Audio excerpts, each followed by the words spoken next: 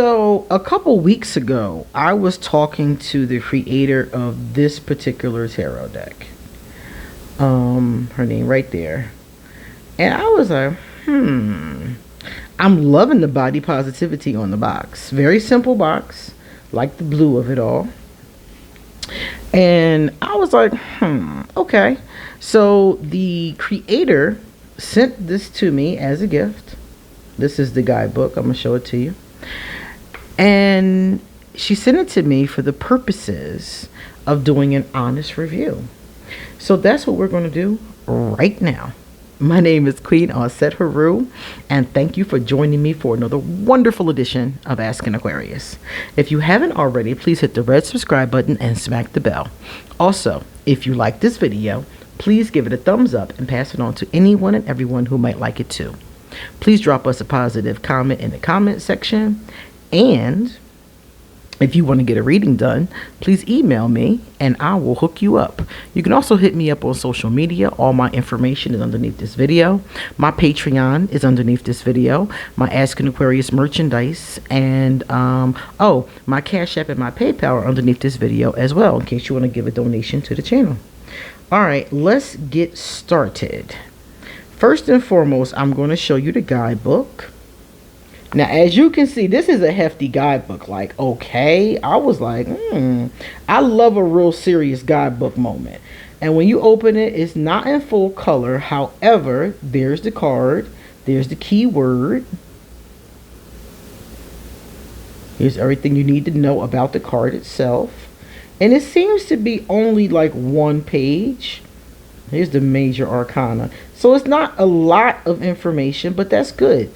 It's enough information for you to be able to read it. Seems like there's a lot of stuff in the beginning of the book too. I was trying to see if this person, if the creator added in any spreads as I'm slipping through. I see a lot of information here, which I really do like. Yeah, I see a lot in the beginning. They talked about the art. So there's a lot in here. There is a lot. I would strongly suggest reading the front. It's not a whole bunch. It's not like you're going to have to read for, for ages. All right, here's our table of contents. So if I were you personally, I would read this before you get started. I feel like it's really going to help with your understanding of the cards. So I would read the first part before I got started. I do not see spreads in here. So if you want to use spreads, you're going to have to find you some clever ones online. Now we're going to take a look at the cards. The first thing I notice about these cards is that they're in a tuck box, standard tuck box. It wasn't hard to open though, so that's good. Let's see. The next thing I immediately notice is that they are the size of a standard tarot deck. They're not humongous. Take a look at that. Let's get it nice and frame. So they're not huge. Sometimes we get decks and they're huge. Oh, look at that gold foiling. Isn't that cool? That's decent. Here's the back. Check out the back. Ooh, pretty. I like that. I like that a lot. And they're kind of thin. They're not overly thin because they got a nice gloss on them. They got like a nice protective coating on it. So they're not overly thin. They should be really easy to shuffle too because the stack is not that large. So if you're somebody with small hands, this should be a great one for shuffling. There's also another book in here. There's a small little white book too. So it's not just the big book. This one is in here as well. And it looks like to me, it also has interpretations in here. So you have the little one and the big one. Now we're going to look at the artwork, because the artwork for me is what drew me into this. All right. I like the body positivity. Nice. So far, the first thing that draws me in is that gold. I showed you that before. The name of the card is here, and the number of the card is on top. I really adore the crystals, the amethyst crystals. Interestingly enough, I like their body shapes. This is interesting. Look at our high priestess. She has the hairiest legs I've ever seen.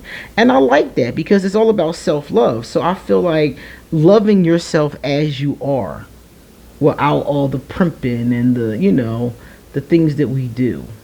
Just as you naturally are. That's really beautiful. And all of them, to me, seem to have a nice size on them. Who is this? The Empress? They all seem to have a good size on them. This Empress does not look pregnant, too. So for those of you who are looking for a non-pregnant Empress, I think that's awesome. The Emperor. And he's a big guy, see? So it's like they're not, we have these body types that, in my opinion, look more like actual people. I don't know a lot of Hollywood models running around. I know women just like this who didn't shave this morning, might have a couple whiskers on their chin, depending upon their hormone levels. I like that. The keys, the gold, that's fun. Hair may not be done. I like that.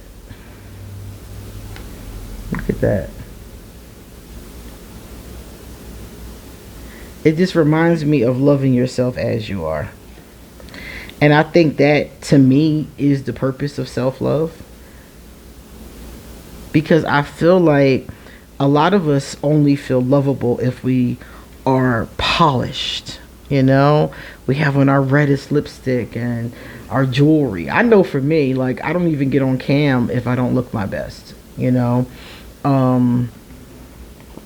I used to back in the day, but not anymore. It's like, I'm like, and it's not other people, it's me. When I see myself, I'm like, you could have put on some lipstick. You could have put on some earrings. I'm automatically seeing that. So as I'm looking at this, it's saying to me, just be yourself as you are when you wake up in the morning.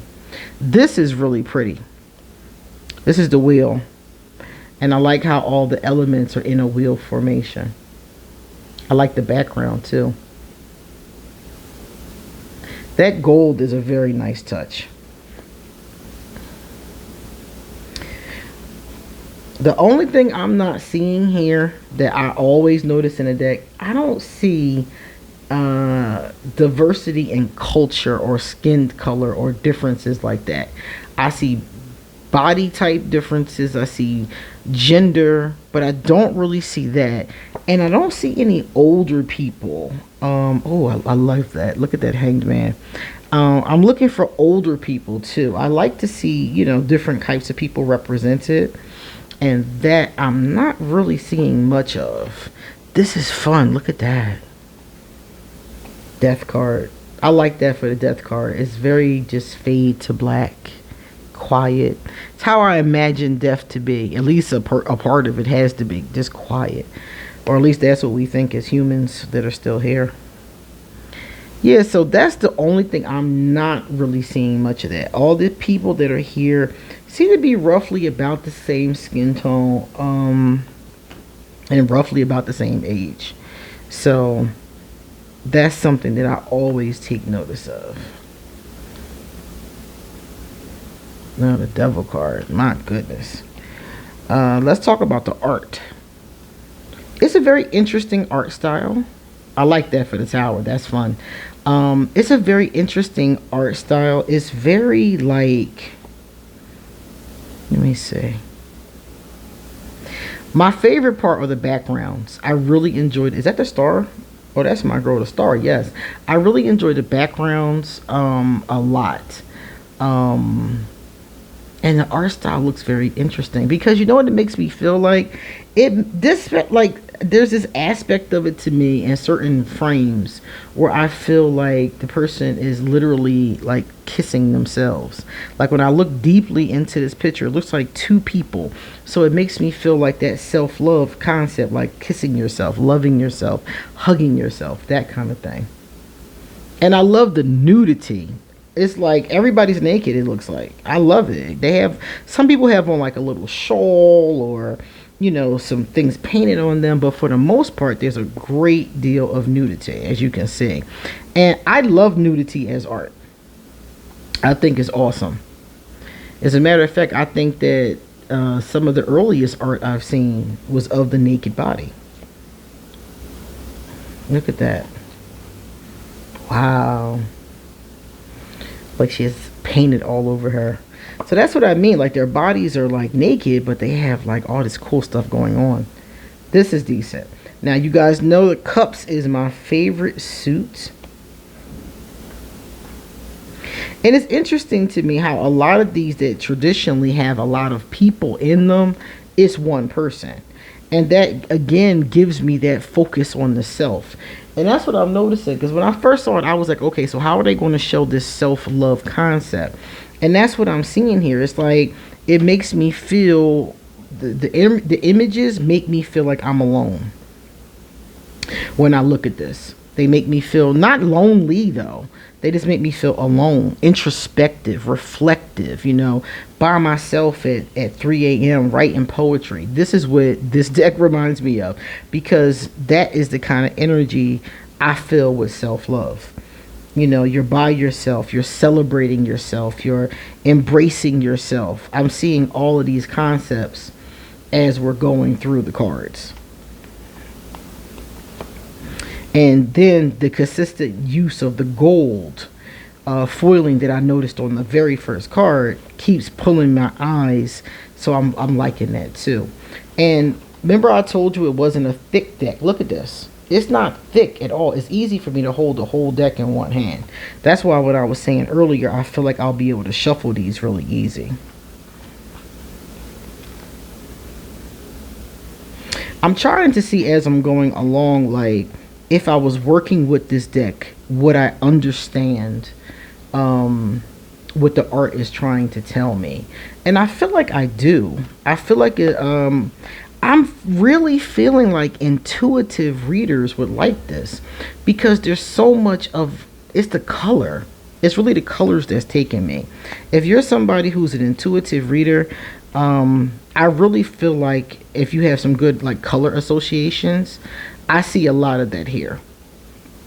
Oh, look at that person. They got pants on. Uh-oh. They got pants on. Let me see. Did the knight have pants on? No, the knight was a bird, but the king does have pants on. So some of them have on pants. But for the most part, we got a lot of delicious nudity. And the colors are very vibrant. I don't know if you can see them on cam, but they pop like really off. And the glossiness is good here. You know, not only is it going to protect the card, it, to me, it makes the colors more bright. It make them stand out more.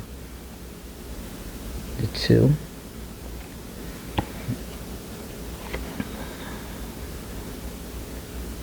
I like the water. Oh, this is the 3 of swords. Okay. And you got the 3 swords. Whew. It looked like that sword is about to impale her through the head. So interesting, because you think about the concept, the 3 of swords is all about agony, you know, but I've always noticed that with the 3 of swords, because it's a sword and not a cup, a lot of that agony is in your mind. So I like the way the sword is painted like right in the middle of her head, because a lot of that agony is your thoughts about it, how you know, what you're thinking, if you're overthinking, you know. A lot of the agony that we experience as human beings when we go through something is our hellish thoughts about it. That's a large part. Sometimes the fear and the pessimism and the anxiety and all of that comes from how we feel. And sometimes just a change in perspective can really be helpful. I feel like these are easy as far as they have the number, and I remember I mentioned the suit at the bottom of them. I feel like they're easy in that aspect of it. So like if you're somebody who's new, it would be easy to look these up in the guidebook and see which card was which. So that's good too. Sometimes I get decks and it's not that clearly defined. So if somebody doesn't already have the cards memorized, it might be difficult. Okay, the princess. Oh, this is so beautiful. Look at that, y'all. That is really beautiful. I like that a lot. The Knight of Swords is great. Yeah, the colors are definitely a winner.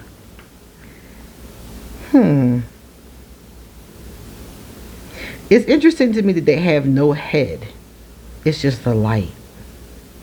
Makes me feel like their Kundalini, her the Queen of, what was it, the Queen of Swords, like her Kundalini has gone through. And then his head is the bird. So that's interesting too. See, that's another reason why it's good that they gave us the guidebook that talks about the artwork, because it will hopefully explain some of these choices and their significance. Because when you're looking at a deck like this, all of those things are usually significant. The color is significant, the images are significant, the stance is significant. So that's why I said, when I'm finished with this, before I actually use these cards, I would definitely sit down and read the front of the guidebook at the very least. Knowing me, I'll probably read the whole thing. And I'm also noticing that certain people have more arms, not just two. So is that the energy? It reminds me of like the Hindu gods and goddesses, and like, you know, multitasking. And I really do love the fact that so many of them have hairy legs. Because I don't shave my legs either, so but I'm not a hairy person, so it never looks like that. You know, it never gets that long. But I like that. I like that that person is just like, you know, so many of them are just comfortable. Because for a lot of women, we feel the pressure to shave. And tell me in the comments, do you as a woman or as a man even, do you feel pressure to have to shave? Because I do. Especially if I'm seeing someone. I've been single for a long time, so I haven't had that problem in many years. But if I'm seeing someone, I do feel self-conscious about shaving. And I don't know where that came from, because my mother don't care. So I don't know where I got that from. But I am like, that keeps on drawing my eyes as I'm looking at these cards that the person has not shaved. And I love that so much. To me, that represents such a freedom. So let me know if that's a thing for you, because that just could be something that I picked up on.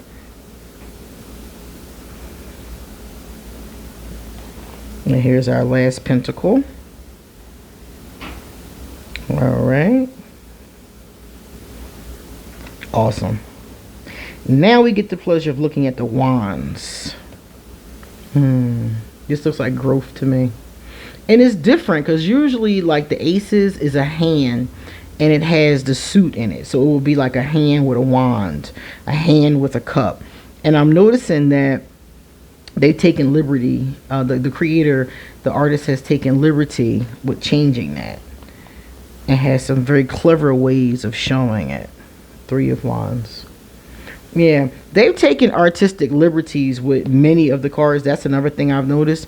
So if you're somebody who isn't, like I said before, if you're not really used to the cards, that could be a challenge. I feel like somebody who's been reading for a long time, like myself, I feel like this would be a great challenge actually, because it would make me look at different perspectives. But if you're looking for the Rider-Waite-Smith clone perspective, you're not gonna get it here. This is rogue. I love it when the deck goes rogue. This deck is rogue. Certain things are very similar. Like I think that some of the major arcanas were very similar, but a lot of these, like I said, have gone rogue. They've gone into their own interpretation of the cards. And that's really good when you're looking for a challenge. Like if you have been studying the Rider-Waite-Smith for a long time and you're like, you know what, I just want to learn different perspectives. I want to see different things. This is that. And I like that. I like when the deck goes rogue, because I feel like so many of us stick to the same thing over and over. You know, you see the same Rider-Waite-Smith clones in different time periods, in different ways, different outfits, different nationalities, but it's still the Rider-Waite-Smith clone. And I love a good clone. I got a lot of them and I use them a lot. You know, they're very easy for me to read, but at the same time, when I want a challenge, it's something more like this, something that has more of the artistic rogue vision, I would say, of whoever, you know, the creator is. And I like that. Let me see. I'm going to come in here real quick and I'm going to get one of my favorite cards. And let's see. So this was one of my favorites right here. I like that a lot. Pretty. I always like the Temperance card. Temperance, the Star, I look for those. So we're going to go to the big book and we're going to see what does it say about temperance. So it's in the front. It is with the major arcana. And it says here, balance. These are the key words. Balance, synthesis, patience, proportion, health, good, short-term perspective. This is the balance card of the universe, where all elements are in harmony with each other. Depending on what you are asking for, this card may tell you that the balance is correct or worth checking if it is. You will find the answer by going into meditation. Give yourself a moment of silence. Look for that balance in yourself that you can see in nature. When you think about what is going to happen, take a deep breath and relax. Everything will come in proper time. Does balance go with you? As you meditate, look at all aspects of your life and note those that need attention, time, and care. Look for a balance between your expectations of yourself and the world. Answer the following questions. What do you expect? What does the world expect of you? Don't force anything right now. Let peace be your guide. Look for non-confrontational solutions and avoid extreme emotions. Give yourself time. I especially love the questions, and it looks to me as I'm flipping through that there are a lot of questions in here. Those are great for journaling. So this deck would also be great for people that want to use it with their journal, those who want to use it with poetry writing, creative writing. So there's quite a couple of different ones here going on. It also can be good for altar work because the card is protected. So this is a really interesting deck. So I am going to, underneath this video, put the link to this deck where you can purchase it or get more information about it. I believe there's a second one coming out too, but I'm going to make sure that this is right underneath here so you can get a legitimate copy if you're interested. The last thing we're going to do, I'm going to show you what I was saying about shuffling.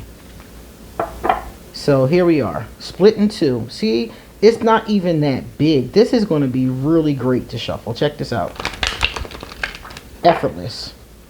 So if you're like me, this is the kind of deck that I would grab if I have a reading to do that's at least an hour and I want something that I can shuffle easily and quickly. Okay? And this is that. It gives no fight at all. As far as some decks hurt your hand, baby, like they really do. This does not do that. So it's perfect for that. So please check out the Self-Love Tarot, and the creator is Hannah Chakor. I don't want to say your last name wrong, so I'm trying. That's why I'm trying to show you the box. Like, that's her. All right, guys. Thank you so much for watching, and you come back soon because I got a lot more to say. See you later.